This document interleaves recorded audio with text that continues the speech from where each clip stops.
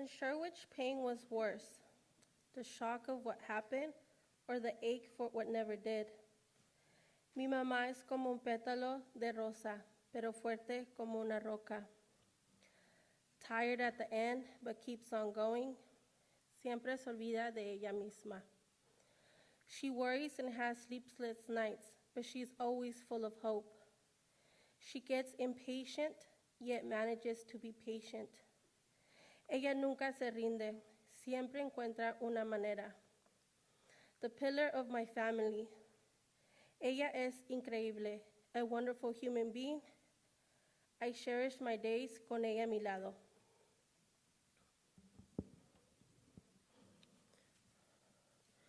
One day I returned home from school and they were gone. Just a complete silence. Could my mama had given birth already? Why was my abuela cooking?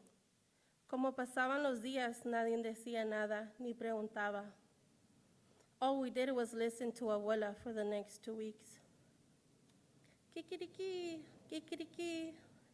Goes the alarm at 4 a.m. It was a very cold morning. I remember my abuela telling me, levántate, apúrate. She rushed me as I put on 3 uniforms, one layer over the other. I felt like a stuffed bear, or more like a tamale. I stood, I froze, I felt confused. Why did I have to put on so many uniforms on?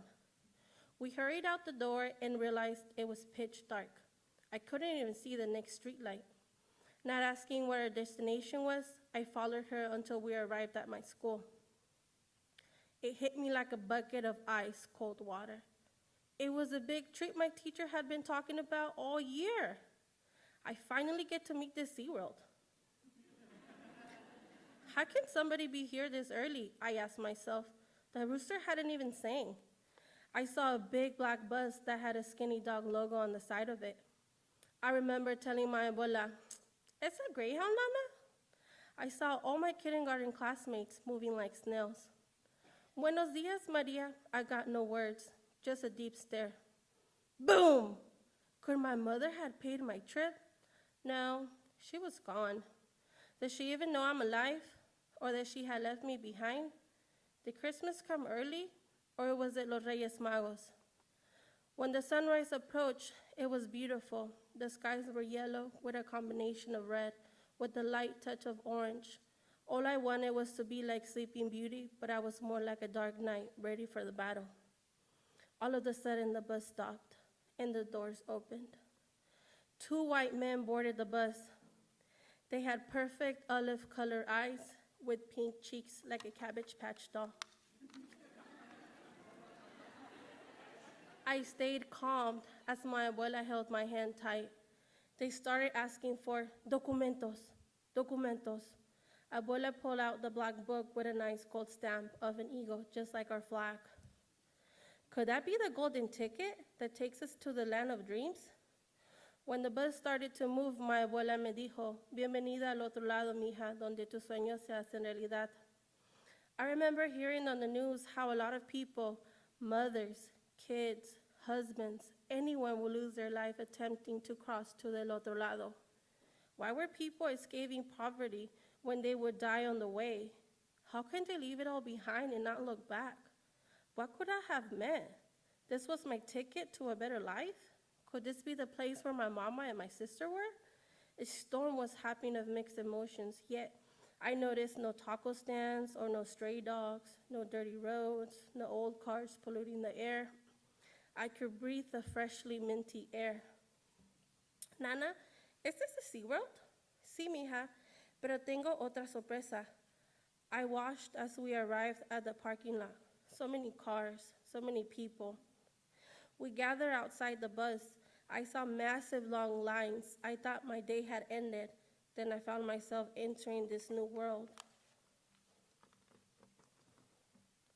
While we were all put into groups, I kept thinking, it isn't my birthday. Our tour started. We were all excited to see a whole new animal world. The turtles took me back to Islas de Cedros, my birth island. Don't worry, I'm not Lilo and Stitch. I can't seem to remember how it looked, but turtles were all over the place. An odd smell approached. It was the penguins. Ew.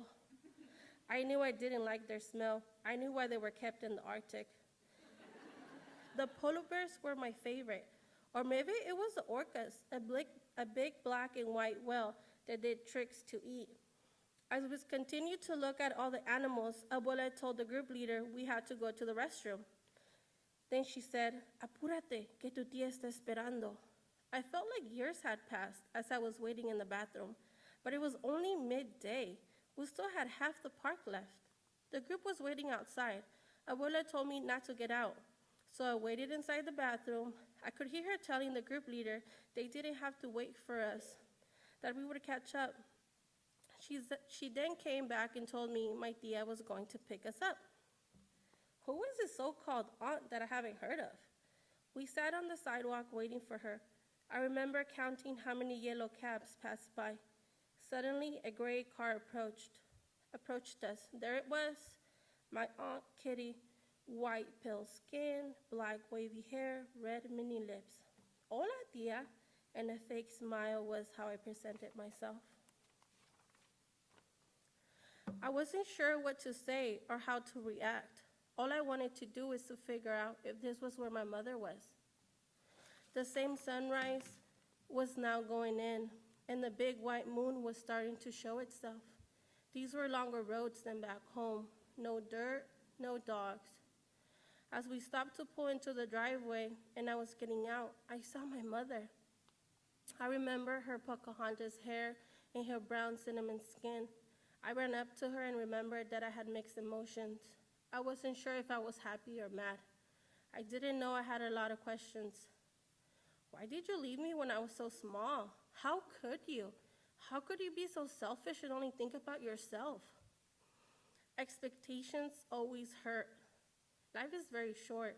In one moment, I was feeling everything, and then I was feeling nothing. Like a cup full of water. No one could see, only I could feel. I felt so much that I started to feel nothing. Then the night came. I didn't want to leave my mother's side. I thought if I did, she would disappear and never come back.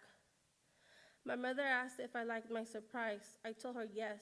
She knew I was mad, but she told me Papa had worked extra hours to save money for me to come to the U.S. It was more than just a trip to SeaWorld. I was smuggled. Abuela had a passport, which meant she was my companion for the trip, but had to assure the migra and the school I would return at the end of the day.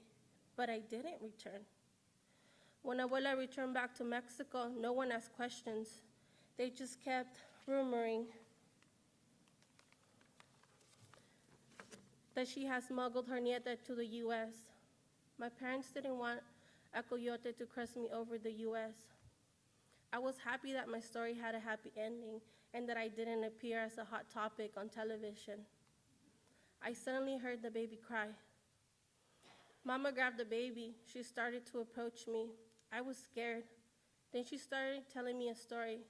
That baby Sinae was my little sister. She has Down syndrome. Mom didn't know what that was. She thought my sister had like a cold. She was asked to give her up for adoptions since my country didn't have the resources for her treatment. Mama had to leave us all behind in Mexico for my sister's life to be saved. As little as 2 weeks, she had heart surgery. She had a hole in her heart. Thanks to the amazing healthcare provided here in the U.S., my mother didn't have to pay anything. But it must have been hard for her to leave all her other kids in Mexico. These were the longest 2 weeks of her life. I started to feel pain, a lot of pain, like losing my breath. I thought I could imagine how much this would have hurt, but I was wrong. Then I realized it's not easy being a mother. She didn't abandon me. She did what she thought was the best for us. It was dark outside. Mama asked if I wanted to take a bath. I told her yes. I couldn't wait to take off all my 3 uniforms. As I was taking one layer of clothing after the other, it represented an obstacle. I was done. I knew I had left the past behind. I missed her. I had to keep myself together. She was a warrior.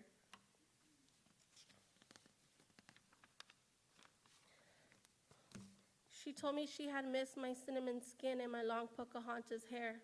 As she washed it, she asked me if I wanted to stay. I told her yes. I felt that I could fly.